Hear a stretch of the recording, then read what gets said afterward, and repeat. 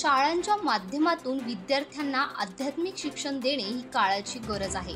आमदार विश्वनाथ भोईर. संस्कृती व परंपरा जपणाऱ्या मुख्याध्यापक व शिक्षकांचा हरिनाम सप्ताहात सन्मान.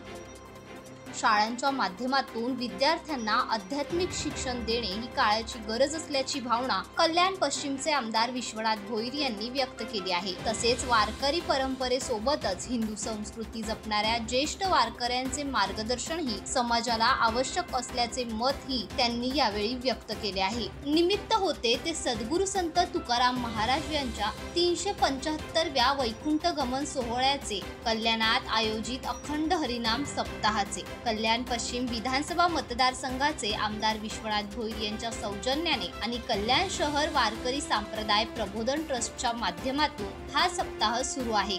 या हरिनाम सप्ताह सोहळ्याच्या 6व्या दिवशी आळंदी येथील यशोधन महाराज साखरे यांचे सुमधुर कीर्तन झाले. या कीर्तनाला आपली संस्कृती आणि परंपरा जपणाऱ्या कल्याण शहरातील 15 शाळांचे मुख्याध्यापक व शिक्षकांना विशेष आमंत्रण करण्यात आले होते. त्यावेळी आपले मनोगत व्यक्त करताना आमदार विश्वनाथ भोईर यांनी शालेय शिक्षकांमध्ये आवश्यक त्या पुस्तकी ज्ञानासोबतच अध्यात्माची जोडही आवश्यक बनली आहे, असे आमदार विश्वनाथ भोईर यांनी यावेळी सांगितले.